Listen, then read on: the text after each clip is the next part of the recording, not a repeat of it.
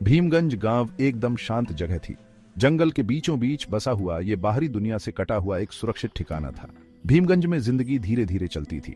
गांव वाले नेक और मिलनसार थे, लेकिन इस सब के नीचे एक अजीब सी बेचैनी हवा में घुली हुई थी। गांव में अजीबोगरीब घटनाएं होने लगी थी। जानवर गायब हो रहे थे। रात में अजीब सी फुसफुसाहट सुनाई देती थी।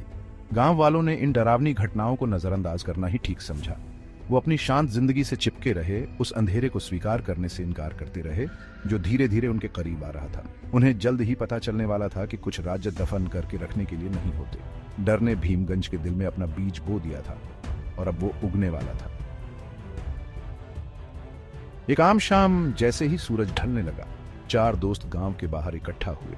वो जवान थे और उनके दिल में घूमने फिरने की चाहत कूट कूट कर भरी थी, बेखबर उस खौफ से जो उनका इंतजार कर रहा था।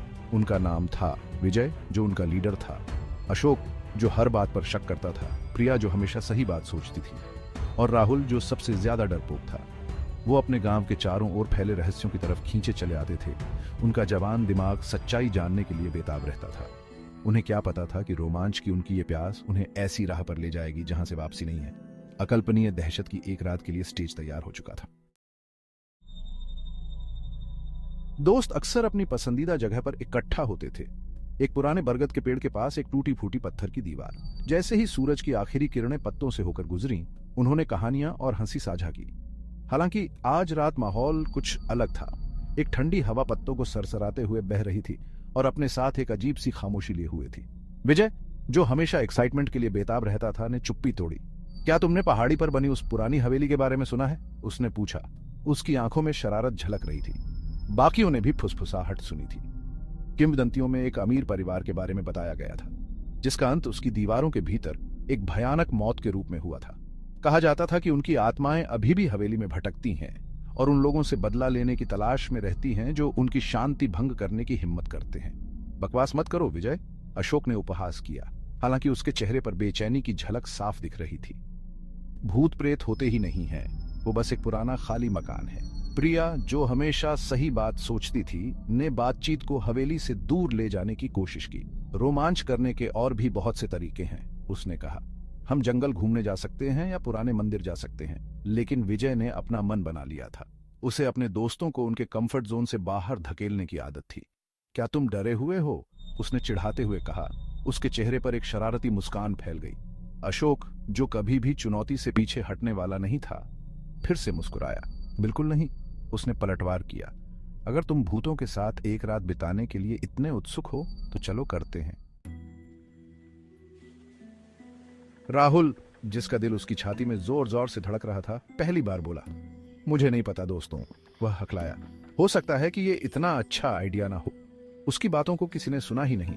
विजय का उत्साह संक्रामक था और जल्द ही अशोक और प्रिया भी इस हिम्मत के खेल के लिए मान गए, और इसलिए ब्रेवरी और यूथफुल क्यूरियोसिटी के नशे में चूर वे गिरते अंधेरे में निकल पड़े। हवेली का रास्ता ऊबड़ खाबड़ और खतरनाक था।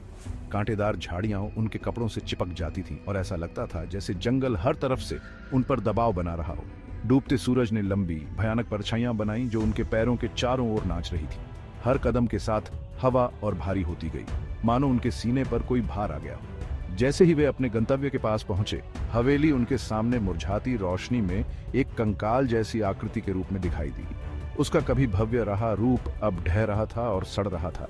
खिड़कियां खाली आंखों की तरह अंधेरे में देख रही थीं।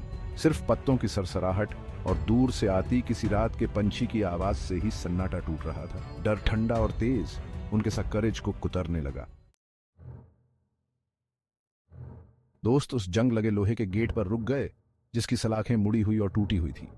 हवा काफी ठंडी हो गई, जिससे उनकी रीढ़ की हड्डी में कंपी दौड़ गई।